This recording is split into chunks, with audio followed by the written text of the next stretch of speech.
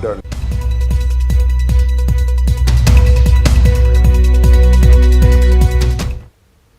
नमस्कार, खबर 1 मिनट देख रहे हैं आप और आपके साथ मैं हूं सोनाली सिंह। तो चलिए 1 मिनट में देखते हैं बिहार झारखंड की तमाम बड़ी खबरें। बेतिया के मैनाटांड की एक दुकान में भीषण आग लग गई। बिजली की शॉर्ट सर्किट से दुकान में लगी आग से लाखों की संपत्ति जलकर राख हो गई। रामपुरवा गांव में दुकान में अगलगी से दुकान में रखे सारे सामान जलकर खाक हो गए। दुकानदार का कहना है कि दुकान बंद कर वो घर जा चुका था, तभी किसी ने दुकान में आग लगने की खबर दी। जब तक दुकान के पास दुकानदार पहुंचता, विकराल आग ने पूरी दुकान को अपनी चपेट में ले लिया था। आग इतनी भयावह थी कि आसपास के लोग भी मौके पर पहुंचे। विकराल हो चुके इस आग के आगे सभी बेबस नजर आ रहे थे। दुकान के सामान जल रहे थे, लेकिन आग पर काबू पाना आसान नहीं लग रहा था। दुकान में लगी आग की लपटों से कोई अंदर नहीं जा पा रहा था। आखिरकार कड़ी मशक्कत के बाद दुकान में लगी आग पर काबू पाया गया। शॉर्ट सर्किट से दुकान में रखे प्रिंटर, लैपटॉप, इन्वर्टर, बैटरी के साथ साथ लाखों के सामान जल गए। पीड़ित दुकानदार ने अब मुआवजे की मांग की है।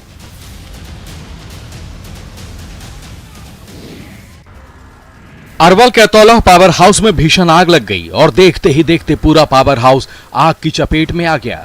इस दौरान तेज रोशनी और धमाकों की आवाज सुनकर परिसर में मौजूद कर्मचारी और आसपास के लोग मौके पर पहुंच गए। जिसने भी पावर हाउस में लगी इस आग को देखा, वो हैरान रह गया। आसपास के ग्रामीणों के साथ साथ भारी संख्या में लोग पावर हाउस के पास जमा हो गए। काफी देर तक पावर हाउस के ऊपर आकाश में ऐसा नजारा था मानो कोई आतिशबाजी हो रही हो। पावर हाउस में लगी आग के गोले मानो आसमान को छू रहे थे। आग लगने से धुएं का गुबार बनता जा रहा था। पावर हाउस के साथ साथ फायर ब्रिगेड की टीम आग पर काबू पाने की कोशिश करते दिखी, लेकिन आग ने विकराल रूप धारण कर रखा था। दरअसल अतौलह पावर हाउस में ट्रांसफार्मर के तेल रिसाव के कारण भयानक आग लग गई। फायर ब्रिगेड की कई गाड़ियां के मौके पर पहुंचने पर आग पर काबू पाया गया।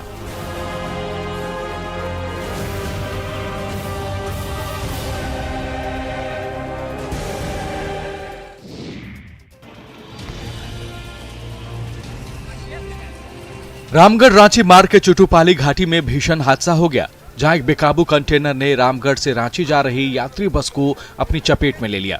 बेकाबू कंटेनर की टक्कर से बस पलट गई। हादसे में बस में सवार 8 लोग गंभीर रूप से घायल हो गए।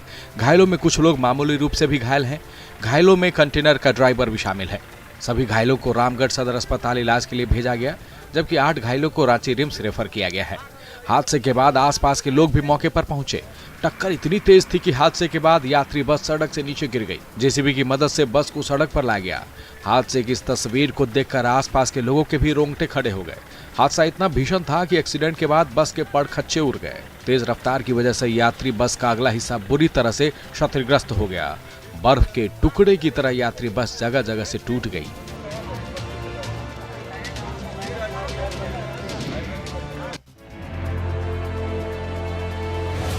कोडरमा के जंगली इलाकों में हाथियों का उत्पात जारी है। जिले में हाथियों का उत्पात रुकने का नाम नहीं ले रहा। हाथी रात में आते हैं और किसानों की फसल को बर्बाद करने के साथ साथ चार दीवारी को भी क्षतिग्रस्त कर देते हैं। एक बार फिर कोडरमा वन क्षेत्र के ग्राम खरकोट्टा में 2 जंगली हाथी घुस आया है, जो जमकर तबाही मचा रहा है। हाथियों ने गांव के पास ही डेरा डाल दिया है और मध्य विद्यालय खरकोट्टा के भवन को तोड़ दिया। वहीं गांव में एक घर को भी नुकसान पहुंचाया। हाथियों के उत्पात से लोग सहमे हुए हैं। गांव के लोगों का कहना है कि वन विभाग इस मामले पर गंभीरता नहीं दिखा रहा है, जिससे आसपास के लोग डरे हुए हैं और वन विभाग से हाथियों के उत्पात से मुक्ति दिलाने की मांग कर रहे हैं। इससे पहले भी कई बार हाथियों का झुंड जंगलों से भटककर ग्रामीण क्षेत्र में पहुंच जाता है और लोगों के घर मकान को निशाना बनाने के साथ साथ फसल और जान माल को नुकसान पहुंचाता रहता है।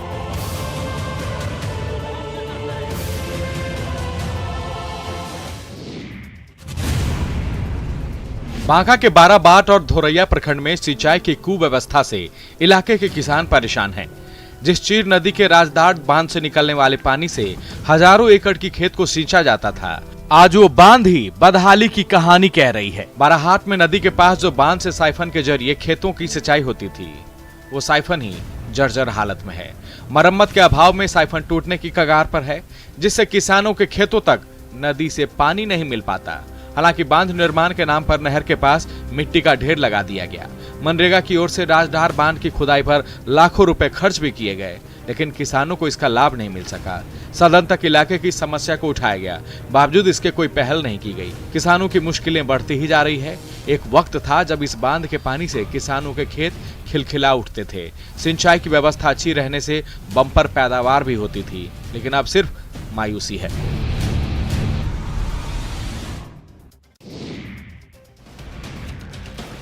अररिया का मीरगंज पुल पिछले 3 महीने से क्षतिग्रस्त है।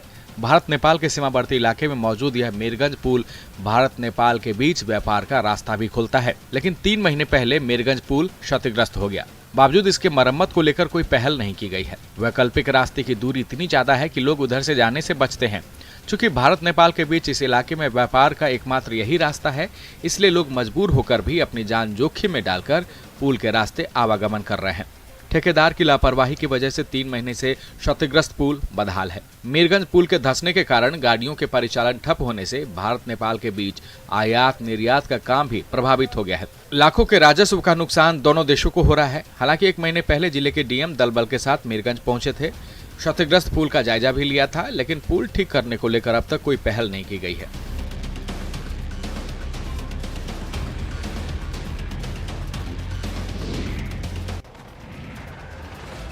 सिमडेगा में जल संकट की समस्या से लोग जूझ रहे हैं। गर्मी अभी शुरू भी नहीं हुई है और हाल ये है कि कुआं सूखने लगा है। गांव के चापाकल से पानी निकल नहीं रहा। गर्मी के दिनों में पानी को लेकर कितनी दिक्कतें होने वाली है, ये उसकी तस्वीर है। गर्मी से पहले गांव में जमीन सूखने लगी है। चियारी कानी, गोंदली पानी, हल्दी बेड़ा जैसे दर्जनों गाँव में पानी जमीन से सूखने लगी है। हाल ये है कि एक बाल्टी पानी भी कुएं से नसीब नहीं। गांव के लोग सुबह से ही पानी की तलाश में पैदल निकल पड़ते हैं।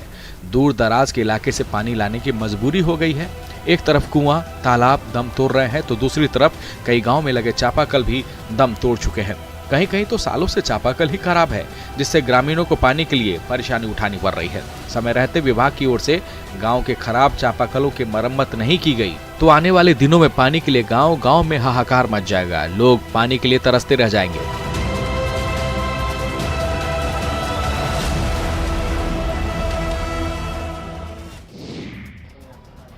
होली को लेकर सीतामढ़ी जिला प्रशासन ने बेहतर पहल की शुरुआत की है।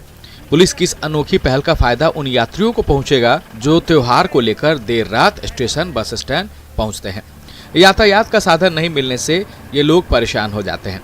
ऐसे लोगों की दिक्कतों को ही ध्यान में रखते हुए सीतामढ़ी पुलिस ने बस सेवा की शुरुआत की है।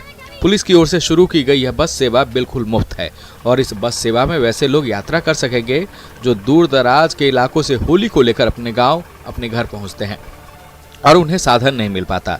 इसी समस्या को ध्यान में रखते हुए पुलिस बस सेवा यात्रियों को उनकी मंजिल तक पहुंचाएगी, वो भी सुरक्षित। अक्सर देखा जाता है कि देर रात होली जैसे त्योहारों पर अपराधी भी सक्रिय हो जाते हैं, यात्रियों के साथ लूटपाट हो जाती है। ऐसे वक्त में पुलिस बस सेवा लोगों को राहत देने वाली है।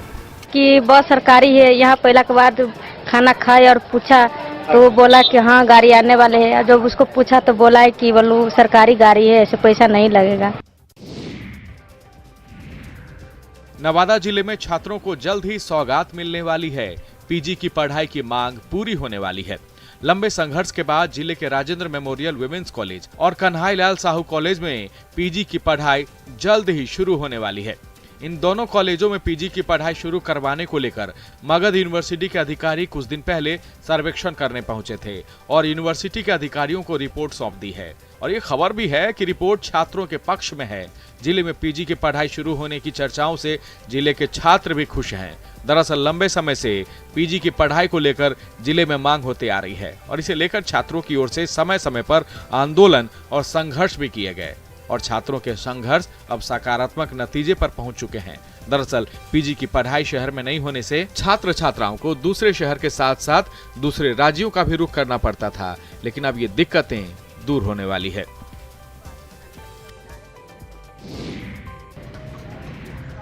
बगहा के हस्तकरघा और अन्य घरेलू उद्योग को राज्य सरकार अब नई पहचान देने जा रही है। आदिवासी बाहुल्य थरूहट के इलाके में रोजगार के नए द्वार खोलने की मुहिम शुरू कर दी गई है। राज्य सरकार की इस मुहिम में किसान और पशुपालक भी अपने उत्पाद की बिक्री कर सकेंगे। इसे लेकर राज्य सरकार के अधिकारियों ने थरूहट के करीब 150 ऐसे लोगों से मुलाकात की है जो किसी न किसी रूप में लघु कुटीर उद्योग से जुड़े हुए हैं। दरअसल कोरोना काल में घर लौटे जिले के कुशल कारीगरों को आत्मनिर्भर कर उनके घर में ही रोजगार देने के लिए सरकार ने कदम बढ़ाया है। थरुहट में हस्तकरघा के साथ छोटे छोटे चल रहे उद्योग को एक मंच पर स्टार्टअप जोन विकसित करने की तैयारी की गई है। कच्चे माल से लेकर आर्थिक सहयोग के बाद तैयार माल को बाजार उपलब्ध कराने की सरकार योजना बना रही है। ने रेट वाला बात किया तो हम लोग आप जितना जल्दी ये बात कर लें, स्टार्टअप जोन में भी सबसे बात करके हम लोगों ने रेलवे से बात कर लिया, वो अलग से बॉगी लगा देंगे सामान लाने के लिए। तो महीने में एक बार आ जाए या 2 महीने 3 महीने में एक बार आ जाए।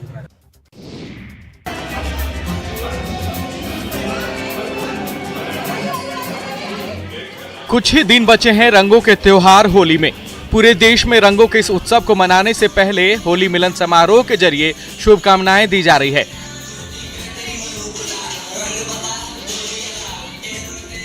कटिहार में भी लोगों पर होली का खुमार छाने लगा है। होली के रंग में महिलाएं भी डूबते नजर आ रही हैं, रंगों से सराबोर हो रही हैं।